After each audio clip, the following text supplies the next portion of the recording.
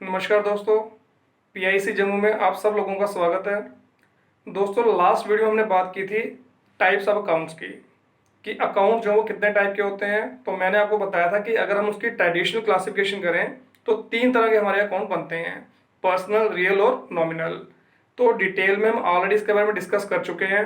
अब उसी सेशन को कंटिन्यू करते हुए आज हम बात करेंगे जर्नल बुक की, कि जर्नल बुक में ट्रांजैक्शन जो है वो किस तरीके से रिकॉर्ड की जाती है। तो जर्नल बुक में ट्रांजैक्शन रिकॉर्ड करने से पहले आपको एक चीज़ का पता होना ज़रूरी है कि हम सबसे पहले ट्रांजैक्शन जो है वो प्राइमरी बुक्स में ही क्यों रिकॉर्ड करते हैं। तो मैंने आपको बताया था कि प्राइमरी बुक्स जो होती हैं वो 2 टाइप की होती हैं, जर्नल और सब जर्नल। सब जर्नल को हम सब्सिडरी बुक्स भी कहते हैं, उसको हम स्पेशल जर्नल भी कहते हैं। तो सबसे पहले बिजनेस ट्रांजैक्शन जो है इन्हीं दोनों में से किसी एक बुक में रिकॉर्ड की जाती है।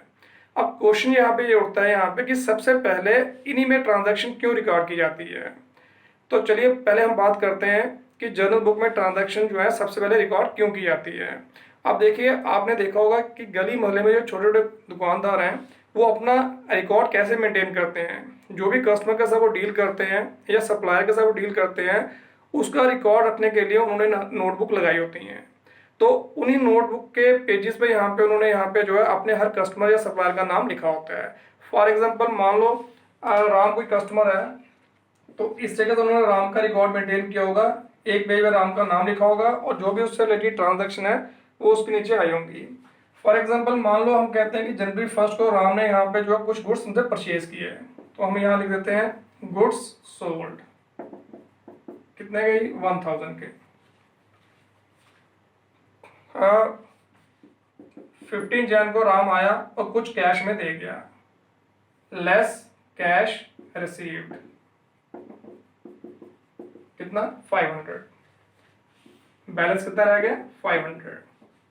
इसके बाद 5 Feb को फिर राम आया, कुछ गुड्स ले गया, हम ऐड कर देंगे यहाँ पे ऐड गुड्स सोल्ड, कितने के ले गया जी 2000 के। टोटल कितना हो गया जी 2500। तो इस तरीके से यहाँ पे जो ट्रांजैक्शन है वो रिकॉर्ड होती रहती हैं।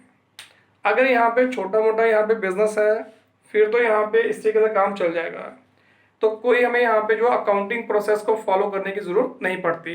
बट अगर यहाँ पे कोई बिग बिजनेस हाउस है, बड़े बड़े बिजनेस ऑर्गेनाइजेशन है, यहाँ पे लाखों रुपए की ट्रांजैक्शन होती है और दिन में यहाँ पे कई सारी ट्रांजैक्शन होती हैं, तो अगर वो इस तरीके से रिकॉर्ड मेंटेन करेंगे तो उनके लिए काफ़ी डिफिकल्टी हो जाएगी, क्योंकि ऐसे रिकॉर्ड से इंफॉर्मेशन निकालना बड़ा ही मुश्किल हो जाता है। इवन कि अगर यहाँ पे नोटबुक का ऐसे इस्तेमाल किया जाएगा तो महीने में उनकी दर्जनों नोटबुक्स जो है भर जाएंगी और उनको यहाँ पे जो है उसमें से इंफॉर्मेशन निकालने में काफ़ी प्रॉब्लम होगी। फॉर एग्जाम्पल, मान लो यहाँ पे राम जो है वो 6 महीने के बाद आता है और हमसे पूछता है बताओ मैंने आपसे 6 महीने में कितने का सामान लिया। तो मेरे को यहाँ पे फिर देखना पड़ेगा किस किस डेट को उसने कितने का सामान लिया, ढूंढना पड़ेगा। फिर उसको मैं यहाँ पे जो है टोटल करके बताऊंगा कि भाई आपने यहाँ इतने का सामान लिया। अगर वो मेरे से पूछेगा बताओ मैंने आपको कितनी पेमेंट की पिछले 6 महीने में या 7 महीने में, मेरे को फिर देखना पड़ेगा भाई आप 500 ये दे गए थे, 600 ये दे गए थे, 700 ये दे गए थे। फिर मेरे को यहाँ पे जो उसको टोटल करके बताना पड़ेगा। तो एक तो इसमें टाइम लगता है, दूसरा इसमें गलती के भी चांस रहते हैं। अगर यहाँ पे कोई एंट्री छूट जाती है, जब तक मैं ये एक्सरसाइज फिर से रिवाइज नहीं करता तो मेरे को नहीं पता लगेगा कि गलती हुई है कि नहीं हुई है। तो इसका मतलब जो बड़ी बड़ी बिजनेस ऑर्गेनाइजेशन है उनको एक पूरा सिस्टमेटिक मैनर में यहाँ पे अकाउंट जो है अपना जो रिकॉर्ड है उसको मेंटेन करना पड़ता है। तो अब इस प्रॉब्लम को सॉल्व करने के लिए कि भाई इस तरीके से हम रिकॉर्ड अगर मेंटेन करते हैं तो इसमें से ज़्यादा इन्फॉर्मेशन हम नहीं निकाल सकते या काफ़ी डिफिकल्टी होती है इन्फॉर्मेशन निकालने में। इसी प्रॉब्लम को सॉल्व करने के लिए हम यहाँ पे जो है एक स्टेटमेंट प्रिपेयर करते हैं जिसको हम बोलते हैं अकाउंट। और अकाउंट जिस बुक में प्रिपेयर किए जाते हैं उसको बोलते हैं लेजर, जो हमारी यहाँ पे प्रिंसिपल बुक होती है अकाउंट्स की। तो उसमें यहाँ पे कॉलम किस तरीके से बनते हैं,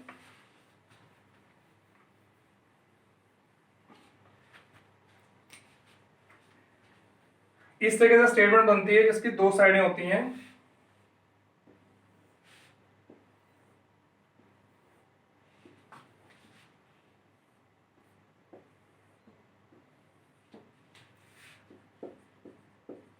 डेट, पर्टिकुलर्स, अमाउंट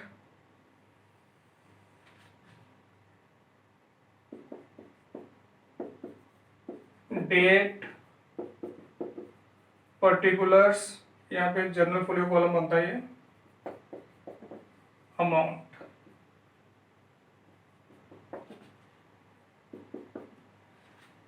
तो जिस पर्सन के साथ हमारी डीलिंग हुई है, अगर उसने उसका रिकॉर्ड मेंटेन करना है तो इस तरीके से यहाँ पे उसके नाम की जो है स्टेटमेंट प्रिपेयर की जाती है। चाहे किसी पर्सन के साथ डीलिंग है, चाहे किसी एसेट का रिकॉर्ड में मेंटेन करना है, चाहे किसी एक्सपेंस का या इनकम का रिकॉर्ड मेंटेन करना है, तो इस तरीके से हम यहाँ पे जो है हर आइटम के लिए हम यहाँ पे ये स्टेटमेंट प्रिपेयर कर लेते हैं। फॉर एग्जाम्पल जैसे मान लो राम हमारा कस्टमर था, तो हमने राम के नाम का ये अकाउंट प्रिपेयर कर लिया, ठीक है ना। तो अकाउंट का मतलब ऐसी स्टेटमेंट जिसमें हम किसी पर्टिकुलर पर्सन का या किसी आइटम का पूरा रिकॉर्ड जो है मेंटेन करते हैं। तो अब जैसे हमने राम का अकाउंट मेंटेन कर लिया, तो अब इस अकाउंट में दो साइडें हैं, एक लेफ्ट साइड, दूसरी राइट साइड।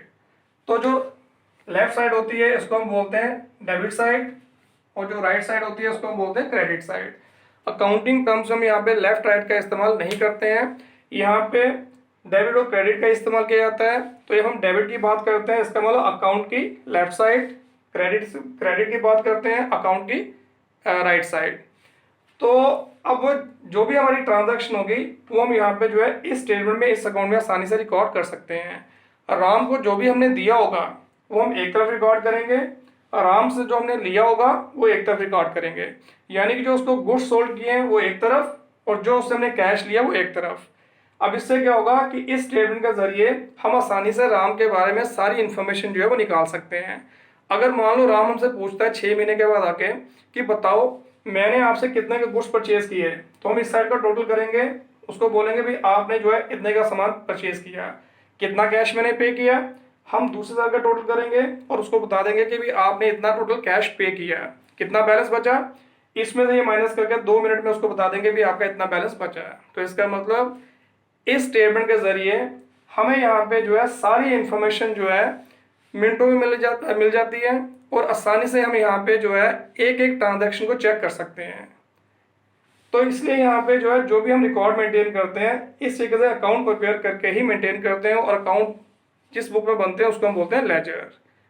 बट हम कभी भी डायरेक्टली यहाँ पे जो ट्रांजैक्शन जो है अकाउंट में रिकॉर्ड नहीं करते। लेजर प्रिपेयर करने से पहले हमने यहाँ पे एक अलग से बुक मेंटेन की होती है जिसको हम बोलते हैं प्राइमरी बुक्स, जिसमें जर्नल भी आती है और सब जर्नल भी आती है।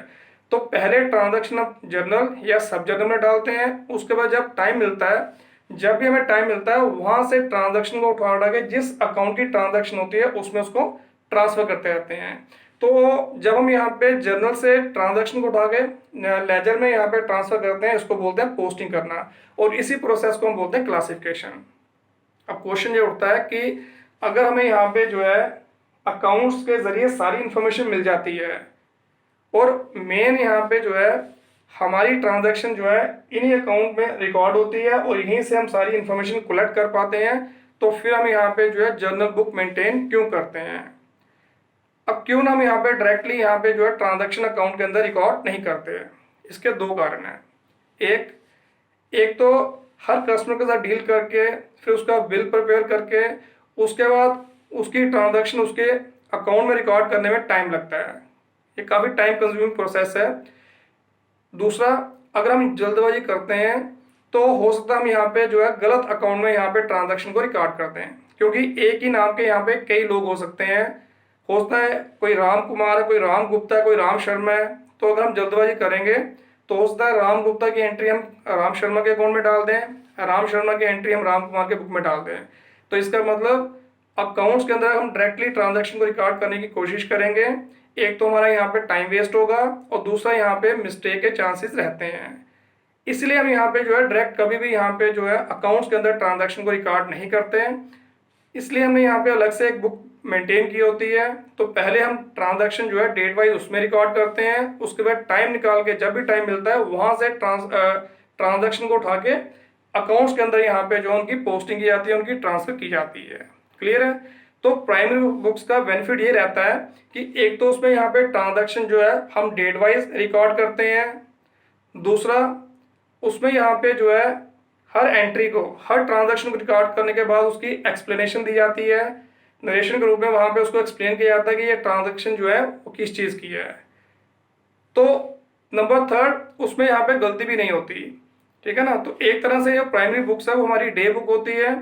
तो बिजनेसमैन जो भी ट्रांजैक्शन करता है वो डेली यहाँ पे जो है डेट के हिसाब से डेट वाइज जो है उस डे बुक में रिकॉर्ड करता जाता है, और फिर टाइम निकाल के जिस अकाउंट की ट्रांजैक्शन होती है उसी अकाउंट में उसको ट्रांसफर किया जाता है। क्लियर है। तो इसलिए यहाँ पे जो है सबसे पहले हमें यहाँ पे जो पहला स्टेप जो रिकॉर्डिंग आता है उसमें यही है कि प्राइमरी बुक्स में यहाँ पे ट्रांजैक्शन कैसे रिकॉर्ड की जाती है। और प्राइमरी बुक्स में सबसे पहले बात हम जर्नल की कर रहे हैं। अब जर्नल बुक में ट्रांजैक्शन कैसे रिकॉर्ड की जाती है, इसके लिए यहाँ पे कुछ अकाउंटिंग रूल्स हैं जिनको हम गोल्डन रूल्स ऑफ अकाउंटिंग भी कहते हैं। तो उन रूल्स को अप्लाई करके हम जर्नल बुक में ट्रांजैक्शन को रिकॉर्ड करते हैं। अपनी मर्जी से हम ट्रांजैक्शन रिकॉर्ड नहीं करते, रूल्स के मुताबिक यहाँ पे जो है ट्रांजैक्शन बुक में रिकॉर्ड की जाती है।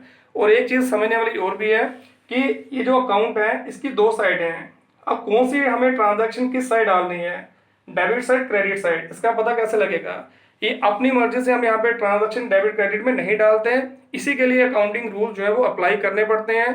उन अकाउंटिंग रूल को यूज करके हमें पता लग जाता है कि जब ये एंट्री अकाउंट में आएगी वो डेबिट साइड आएगी और क्रेडिट साइड आएगी। तो वो रूल्स हम यहाँ पे जर्नल के टाइम ही अप्लाई कर लेते हैं। तो जर्नल बुक में हम यहाँ पे इसी बात को ध्यान में रखते हुए ट्रांजैक्शन को रिकॉर्ड करते हैं, जिससे हमें आसानी से पता लग जाता है कि जब ये एंट्री अकाउंट में जाएगी तो उस अकाउंट की डेबिट में जाएगी कि क्रेडिट में जाएगी। वहीं भी हम इस चीज़ का पता लगा लेते हैं। दैट मीन्स जर्नल बुक में ट्रांजैक्शन रिकॉर्ड करने के बाद लेजर प्रिपेयर करना हमारे लिए बिल्कुल आसान हो जाता है, क्योंकि इसमें यहाँ पे कोई भी टेक्निक यूज नहीं होती। सिर्फ हमें यहाँ पे ट्रांजैक्शन वहां से उठा के हर अकाउंट्स के अंदर ट्रांसफर करनी होती है। क्लियर है। तो इसलिए जर्नल बुक जो है वो बड़ी इंपॉर्टेंट है।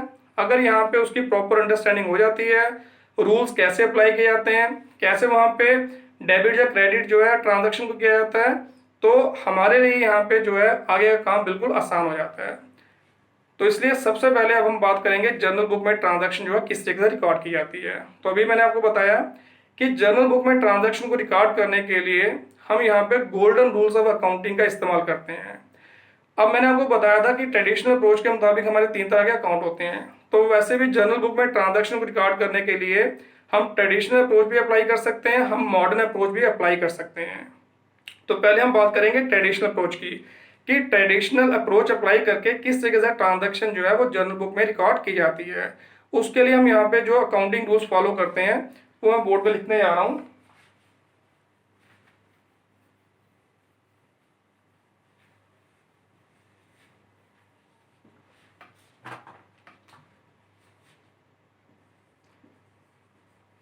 सबसे पहले इसमें आ गया पर्सनल अकाउंट, कि अगर पर्सनल अकाउंट है तो उसका क्या रूल है। पर्सनल अकाउंट का रूल होता है debit the receiver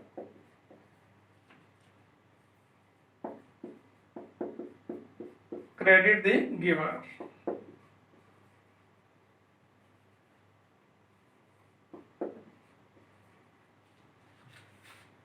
number second आ गया रियल अकाउंट,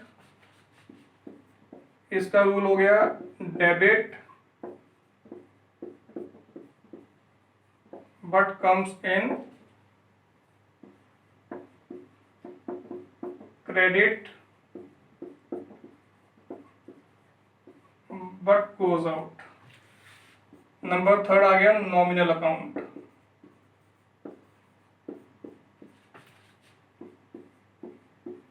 इसका रूल हो गया debit all expenses and losses, credit all incomes and gains। तो जब भी हम ट्रेडिशनल अप्रोच अप्लाई करते हैं जर्नल बुक में ट्रांजैक्शन को रिकॉर्ड करने के लिए, तो ये रूल हमें यहाँ पे जो है फॉलो करने होते हैं। इन्हीं रूल्स को अप्लाई करके हम बुक में ट्रांजैक्शन जो है रिकॉर्ड कर सकते हैं। अब वन बाय वन इनकी बात कर लेते हैं कि ये रूल्स जो है किस तरीके से अप्लाई किए जाते हैं या इन रूल्स का क्या मतलब है। बट उससे पहले यहाँ पे एक चीज़ आपको बताना और भी ज़रूरी है। अब देखो, जब भी हम कोई ट्रांजैक्शन बुक में रिकॉर्ड करते हैं, कोई भी ट्रांजैक्शन ले लो, उसमें डुअल एस्पेक्ट होता है। डुअल एक्सपेक्ट का मतलब होता है कि एक ट्रांजैक्शन जो है कम से कम दो अकाउंट्स के ऊपर अपना इंपैक्ट डालती है। जस्ट सिंपल वर्ड्स में बात करें तो कहने का मतलब है कि कोई भी ट्रांजैक्शन ले लो, उसमें अगर कोई चीज बिजनेस के अंदर आ रही होती है तो कोई चीज ऐसी भी होती है जो बिजनेस से जा रही होती है। तो हमें यहाँ पे ये दोनों एक्सपेक्ट बुक में रिकॉर्ड करने होते हैं। इसको बोलते हैं डुअल एक्सपेक्ट। जो चीज आ रही है उसको भी रिकॉर्ड करना होता है और जो जा रही है उसको भी रिकॉर्ड करना है, ताकि हमें यहाँ पे जो है कंप्लीट इंफॉर्मेशन हमारे बिजनेस के बारे में मिल सके। इसलिए हम यहाँ पे हर ट्रांजैक्शन के डुअल एक्सपेक्ट को बुक में रिकॉर्ड करते हैं। फॉर एग्जाम्पल, मैंने गुड्स सोल्ड किए कैश पे। अब मैंने गुड्स अगर सोल्ड किए कैश पे तो क्या गया क्या आया? गुड्स गए, कैश आया। मैंने यहाँ पे एसेट परचेज की, मैंने कोई मशीनरी परचेज की, मशीनरी आई, कैश गया। तो इसका मतलब हर ट्रांजैक्शन जो है उसमें डुअल एक्सपेक्ट है। तो जब भी हम जर्नल बुक में ट्रांजैक्शन रिकॉर्ड करते हैं तो सबसे पहले हम यही देखते हैं कि इस ट्रांजैक्शन में वो दो अकाउंट कौन से हैं जिसके ऊपर यहाँ पे जो है इस ट्रांजैक्शन का इम्पैक्ट पड़ रहा है। पहले हम यहाँ पे अकाउंट देखते हैं कि अकाउंट कौन कौन सा है, फिर उनकी नेचर फाइंड आउट करते हैं कि वो अकाउंट जो है वो पर्सनल अकाउंट है, रियल अकाउंट है या नॉमिनल अकाउंट है। उसके बाद यहाँ पे जो है ये रूल अप्लाई करके यहाँ पे जो है ट्रांजैक्शन को बुक में रिकॉर्ड करते हैं। क्लियर है? तो अब जैसे कि पर्सनल अकाउंट जो है वो क्या कहता है, पर्सनल अकाउंट का रूल कहता है debit the receiver credit the giver. मतलब अगर आपकी ट्रांजैक्शन में कोई पर्सनल अकाउंट है तो हमें ये देखना है कि वो पर्सनल अकाउंट जो है वो रिसीवर की गिवर है, रिसीव कर रहा है कि दे रहा है। अगर वो रिसीव कर रहा है तो उसको हम डेबिट करेंगे, अगर वो दे रहा है तो उसको हम क्या करेंगे? क्रेडिट। क्लियर है? जैसा मैंने आपको समझाया अभी कि जो हमारा अकाउंट होता है उसकी दो साइडें होती हैं, लेफ्ट और राइट। लेफ्ट साइड को हम बोलते हैं डेबिट साइड और राइट साइड को बोलते हैं क्रेडिट साइड। अब ट्रांजैक्शन डेबिट में आएगी क्रेडिट में आएगी, इन रूल्स के जरिए हमें पता लगेगा। तो इसलिए अगर पर्सनल अकाउंट इन्वॉल्व है तो अगर वो रिसीवर है तो उसको हमें डेबिट करना है, यानी कि वो उस अकाउंट के डेबिट साइड में एंट्री आएगी। अगर वो गिवर है, अगर वो कुछ दे रहा है तो उसकी क्रेडिट साइड में। क्लियर है? नंबर सेकंड, दूसरा हो गया रियल अकाउंट। अब रियल अकाउंट का क्या रूल है? और जैसा कि आपको पता है कि रियल अकाउंट का मतलब हो गया कि जितनी भी हमारी एसेट्स हैं उनके जो अकाउंट होते हैं उसको हम बोलते हैं रियल अकाउंट। पर्सनल अकाउंट का मतलब जो किसी पर्सन का अकाउंट है, चाहे वो नेचुरल पर्सन चाहे वो आर्टिफिशियल पर्सन है। इस बारे में हम पहले बात कर चुके हैं, तो फिर भी आपको मैं रिमाइंड करवा रहा हूँ। तो रियल अकाउंट का मतलब हो गया कि हमारी जितनी भी एसेट्स हैं उनके जो अकाउंट है उनको हम बोलते हैं रियल अकाउंट। तो रियल अकाउंट क्या कहता है? Debit what comes in, credit what goes out. मतलब अगर आपकी ट्रांजैक्शन में रियल अकाउंट इन्वॉल्व है तो हमें देखना है कि जो एसेट अकाउंट है, रियल अकाउंट जो एसेट अकाउंट है, अगर वो एसेट हमारे पास बिजनेस में आ रही है तो उसको हम डेबिट करेंगे, अगर वो बिजनेस से जा रही है तो उसको हम क्रेडिट करेंगे। Debit what comes in, credit what goes out. Clear है? नंबर थर्ड, तीसरा होगा नॉमिनल अकाउंट। अब नॉमिनल अकाउंट क्या होता है? जितने हमारे एक्सपेंसेस, इनकम, लॉसेस, गेन के जो अकाउंट होते हैं उनको हम बोलते हैं नॉमिनल अकाउंट। अपने एक्सपेंसेस, इनकम वगैरह के भी रिकॉर्ड रखने के लिए हमने उनके अकाउंट बनाए होते हैं। तो उन अकाउंट्स के अंदर ट्रांजैक्शन कैसे आएगी?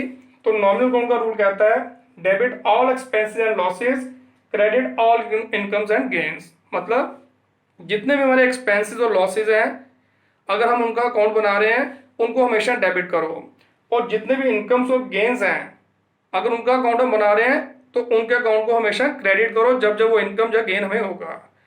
तो इस तरीके से यहाँ पे ये रूल्स अप्लाई करके हम यहाँ पे जो है ट्रांजैक्शन जो है बुक में रिकॉर्ड करते हैं। अभी आपको ये थोड़ा क्लियर नहीं होगा, अब एग्जांपल के साथ आपको समझाता हूँ कि किस तरीके से यहाँ पे जो ट्रांजैक्शन जो है बुक में रिकॉर्ड की जाती है। क्लियर है? तो एक दो ट्रांजैक्शन ले लेते हैं, तो उनमें यहाँ पे रूल अप्लाई करके आपको बताऊंगा कि किस तरीके से बुक में ट्रांजैक्शन रिकॉर्ड की जाती है।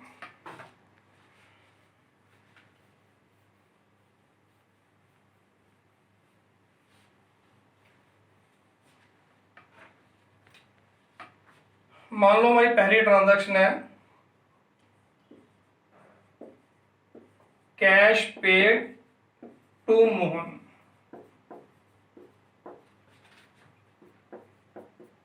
₹1000। दूसरी ट्रांजैक्शन हमारी आ गई मशीनरी परचेज्ड फॉर कैश ₹10,000। एक ट्रांजैक्शन और लेते हैं, नंबर थर्ड, रेंट पेड 500। मान लो ये 3 ट्रांजैक्शन हमारी हैं। अब इनको जर्नल बुक में रिकॉर्ड करना है। अब जर्नल बुक में कैसे रिकॉर्ड किए जाते हैं? सबसे पहले उसके कॉलम बनते हैं। तो देखो जर्नल बुक में कॉलम किस तरीके से बनाए जाते हैं।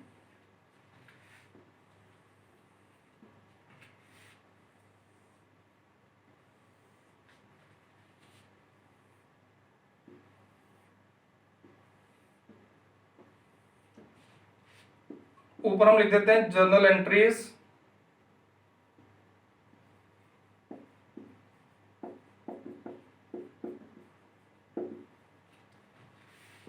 ये आ गया date, particulars, ledger folio, debit amount और ये आ गया क्रेडिट अमाउंट। इस तरीके से यहाँ पे जो है जर्नल बुक के कॉलम होते हैं। ये डेट का कॉलम आ गया, क्योंकि जर्नल बुक में जो ट्रांजैक्शन है वो डेट वाइज हम रिकॉर्ड करते हैं। ये डेट का कॉलम आ गया। ये मेन जो ट्रांजैक्शन है उसको रिकॉर्ड करने का कॉलम, जिसमें हम एंट्री रिकॉर्ड करेंगे। ये हो गया लेजर फोलियो। लेजर फोलियो क्या होता है? अब देखो जो भी हम ट्रांजैक्शन यहाँ रिकॉर्ड करेंगे उसको हमने लेजर में अकाउंट भी ओपन किया होगा। तो लेजर वो बुक है जो इसके बाद बनती है, जिसको हम प्रिंसिपल बुक बोलते हैं। तो वहां पे किस पेज नंबर पे ये अकाउंट हमने वहां पे बनाया हुआ है, तो यहाँ पे उसका पेज नंबर लिखते हैं। जो डेबिट की एंट्री होगी उसका अमाउंट लिखने के लिए डेबिट का कॉलम, और जो क्रेडिट की एंट्री होगी उसका अमाउंट लिखने के लिए क्रेडिट का कॉलम। इस तरीके से यहाँ पे जो है जर्नल बुक के कॉलम बनते हैं। अब इसमें ट्रांजैक्शन कैसे रिकॉर्ड की जाती हैं, तो 3 ट्रांजैक्शन मैंने ऊपर लिखी हैं। अब 1 बाय 1 इनके जरिए मैं आपको बताऊंगा कि कैसे इनकी जो है एंट्री रिकॉर्ड की जाती है। अब देखो यहाँ पे सबसे पहले एंट्री आ गई हमारी कैश पे टू मोहन, कि हमने यहाँ पे जो है मोहन को कैश पे की। अब मैंने अभी आपको बताया कि जब भी हम यहाँ पे जर्नल बुक में ट्रांजैक्शन रिकॉर्ड करते हैं तो सबसे पहले हमें देखना होता है कि इस ट्रांजैक्शन में 2 अकाउंट कौन कौन से इन्वॉल्व हैं। पहले 2 अकाउंट ढूंढने हैं कि 2 अकाउंट कौन कौन से इन्वॉल्व है, क्योंकि एक ट्रांजैक्शन जो है कम से कम 2 अकाउंट पे अपना इम्पैक्ट डालती है। यानी कि हर ट्रांजैक्शन में डुअल एक्सपेक्ट होता है। कोई चीज अगर आ रही है तो कोई चीज बिजनेस से जा रही होती है। तो इसलिए पहले हमें ढूंढना है कि वो 2 अकाउंट कौन से हैं जिसके ऊपर इस ट्रांजैक्शन का इम्पैक्ट पड़ रहा है। फिर उनकी नेचर फाइंड आउट करनी है कि वो अकाउंट कौन से हैं, पर्सनल अकाउंट है, रियल अकाउंट है कि नॉमिनल अकाउंट है। जैसा कि इस ट्रांजैक्शन में देखो कैश पे टू मोहन, अब इसमें 2 अकाउंट कौन से आपको नजर आ रहे हैं? एक इसमें नजर आ रहा है कैश और एक नजर आ रहा है मोहन। हमने मोहन को कैश पे की, तो एक अकाउंट हो गया कैश, दूसरा हो गया मोहन। अब इनकी नेचर फाइंड आउट करनी है कि कैश और मोहन जो है ये कौन से अकाउंट है, पर्सनल अकाउंट है, रियल अकाउंट है कि नॉमिनल अकाउंट है। अब जो कैश है, कैश हमारी एसेट होती है। चाहे हमारी ऑफिस में कैश पड़ी है, चाहे बैंक में हमने अकाउंट ओपन किया वहां रखा है, तो कैश हो, कैश बैलेंस हो, बैंक बैलेंस है, वो हमारी एसेट है। तो इसका मतलब जो एसेट अकाउंट होता है उसको हम क्या बोलेंगे? Real account. तो कैश हमारा रियल अकाउंट हो गया। मोहन किसी का नाम है, तो किसी के नाम पे अकाउंट को हम क्या बोलते हैं? Personal account. अकाउंट के नाम भी पता लग गए, फिर उनकी नेचर भी पता लग गई कि कौन कौन से अकाउंट है ये, एक रियल है दूसरा पर्सनल। अब हमें यहाँ पे जो है इनके रूल अप्लाई कर सकते हैं। तो अब हमें ये याद रखना पड़ेगा कि रियल अकाउंट का रूल कौन सा है, पर्सनल अकाउंट का रूल कौन सा है, या नॉमिनल अकाउंट का रूल कौन सा है। तो पहले हम बात करते हैं रियल अकाउंट की। तो रियल अकाउंट जो है वो क्या कहता है? रियल अकाउंट कहता है debit what comes in, credit what goes out. अगर यहाँ पे हमारे पास एसेट आ रही है, रियल अकाउंट एसेट अकाउंट होता है, तो उसके मुताबिक अगर एसेट हमारे पास आ रही है उसको डेबिट करो, अगर एसेट हमसे जा रही है उसको क्रेडिट करो। अब हमें देखना है कि कैश हमारे पास आ रही है कि जा रही है। कैश पे टू मोहन, हमने मोहन को कैश पे की, तो इसका मतलब कैश तो जा रही है, तो रियल अकाउंट के रूल के मुताबिक इसको हमें क्या करना पड़ेगा? क्रेडिट। क्लियर है? नंबर सेकंड दूसरा हो गया मोहन। अब मोहन जो है वो पर्सनल अकाउंट है। तो पर्सनल अकाउंट का क्या रूल होता है? पर्सनल अकाउंट का रूल है debit the receiver, credit the giver. अगर ये रिसीवर है उसको डेबिट कर दो, अगर ये गिवर है उसको क्रेडिट कर दो। हमने मोहन को कैश पे की, तो इसका मतलब मोहन यहाँ पे कैश रिसीव करने वाला है, तो ये अकाउंट जो है ये रिसीवर है। तो अगर रिसीवर है तो उसको हम क्या करेंगे? डेबिट। क्लियर है? तो इसका मतलब अब हमें पता लग गया कि इस ट्रांजैक्शन में दो अकाउंट कौन कौन से हैं, उनकी नेचर का पता लग गया, और उनको हमें यहाँ पे डेबिट करना है कि क्रेडिट करना है इस चीज का भी पता लग गया। अब हमें यहाँ पे जो है इसको रिकॉर्ड करना है। इसमें मोहन को डेबिट करेंगे और कैश को क्रेडिट। अब लिखने का तरीका क्या है इसका,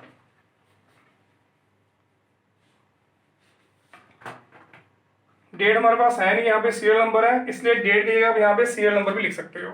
अगर डेट नहीं है तो सीरियल नंबर 1।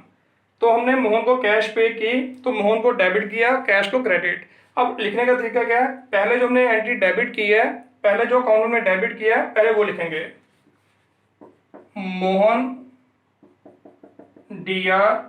अब देखो एक बात का ध्यान रखना कि पर्सनल अकाउंट के आगे अगर अकाउंट का इस्तेमाल करना है तो अपॉस्ट्रोफी एस लगा के इस्तेमाल करना है, या तो खाली मोहन लिखो या Mohan's account, Mohan's account DR.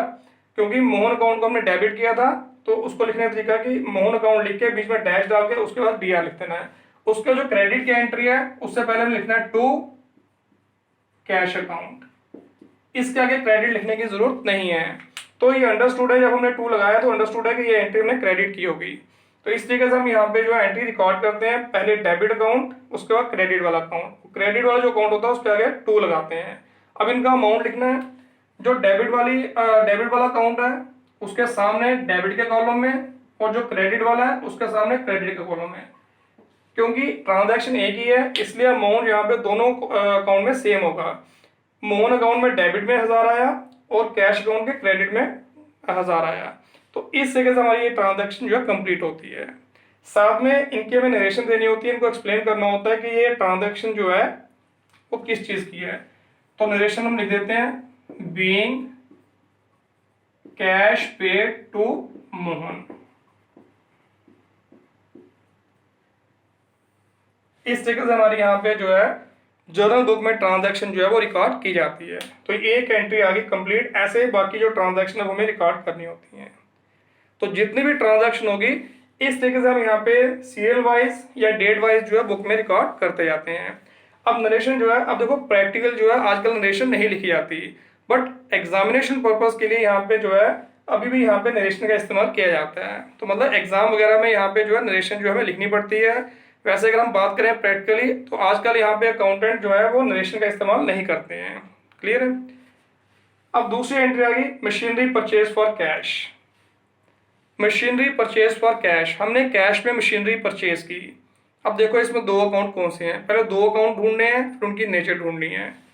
Machinery हमने कैश में परचेज की, एक अकाउंट हो गया मशीनरी, हटा दीजिए,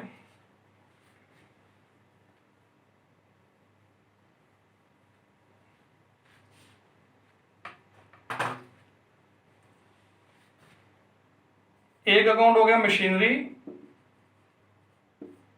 और दूसरा हो गया कैश। मशीनरी और कैश ये कौन सा अकाउंट है, क्या ये किसी का नाम है? नहीं, तो मतलब ये पर्सनल अकाउंट नहीं हो सकता। हमने मशीनरी परचेज की बिजनेस में यूज करने के लिए, तो मतलब ये हमारी बिजनेस की प्रॉपर्टी है, यानी कि हमारी एसेट है। तो मशीनरी रियल अकाउंट, और मैं बता चुका हूँ कैश जो है कैश में हमारी एसेट होती है, तो कैश भी रियल अकाउंट। तो इसका मतलब इस ट्रांजैक्शन में दोनों के दोनों रियल अकाउंट है। अब हमें रियल अकाउंट का रूल अप्लाई करना है और इस एंट्री को रिकॉर्ड करना है। तो रियल अकाउंट का रूल क्या कहता है, debit what comes in, credit what goes out.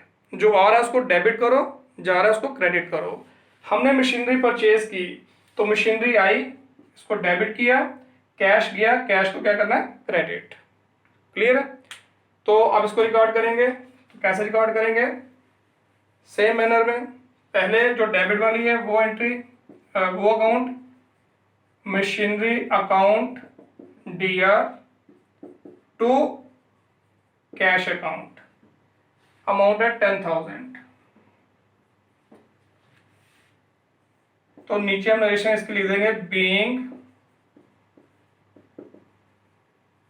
Machinery purchased for cash. इस तरीके से हमारी यहाँ पे दूसरी ट्रांजैक्शन जो है वो भी रिकॉर्ड हो गई। क्लियर है। अब नंबर थर्ड, तीसरी ट्रांजैक्शन है रेंट पेड ₹500। हमने 500 का रेंट पे किया। अब इसमें दो अकाउंट कौन से नजर आ रहे हैं,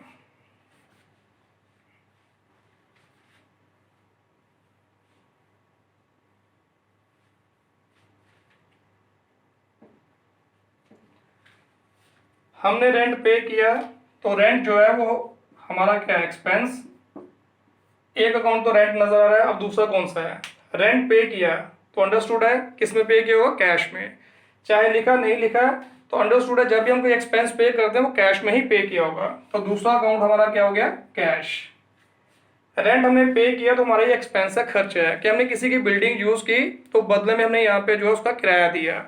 तो जो भी हमारे एक्सपेंसेस, इनकम, लॉसेस, गेन के जो अकाउंट होते हैं उसको हम बोलते हैं नॉमिनल अकाउंट। तो इसका मतलब रेंट हमारा नॉमिनल अकाउंट है और कैश हमारा रियल अकाउंट। अब इनकी नेचर का पता लग गया। अब हम यहाँ पे जो है रूल अप्लाई करके यहाँ पे जो है इन ट्रांजैक्शन को जो है रिकॉर्ड करेंगे। नॉमिनल अकाउंट का क्या रूल होता है, नॉमिनल अकाउंट कहता है debit all expenses and losses, credit all incomes and gains. कि जितने भी हमारे एक्सपेंसेस और लॉसेस है उनको हमें डेबिट करना है, इनकम और गेन्स को क्रेडिट। तो रेंट हमारा एक्सपेंस है, इसको करेंगे debit. Clear. Cash real account, तो रियल अकाउंट का क्या रूल है, debit what comes in, credit what goes out. Asset अगर आ रही है डेबिट, जा रही है तो क्रेडिट। तो कैश हमने पे किया तो इसका मतलब कैश जा रहा है, तो इसको क्या करेंगे, क्रेडिट। तो इस तरीके से यहाँ पे जो है ये एंट्री भी कंप्लीट होगी। अब इसको रिकॉर्ड करना है, पहले रेंट को डेबिट करना है और कैश को क्रेडिट।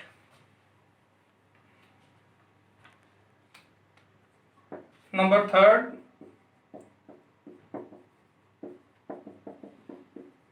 रेंट अकाउंट दिया टू कैश अकाउंट।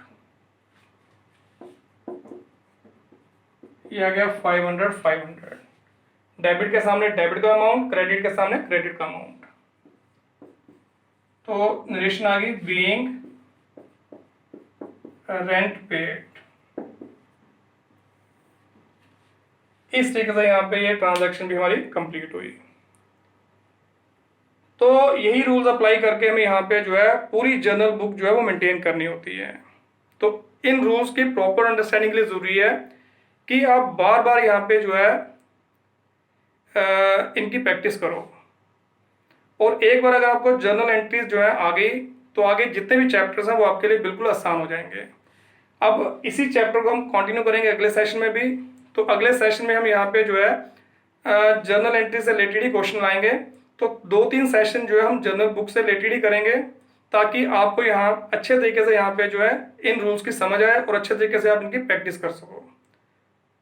तो बाकी जो भी अगर आपको कोई डाउट निकलता है तो आप मेरे को कमेंट सेक्शन में लिख सकते हो या पर्सनली मेरे को कांटेक्ट कर सकते हो। और अगर आपको मेरा वीडियो ये अच्छा लगा तो इसको लाइक और शेयर ज़रूर कीजिए और मेरे चैनल को सब्सक्राइब ज़रूर कीजिए। Thank you very much.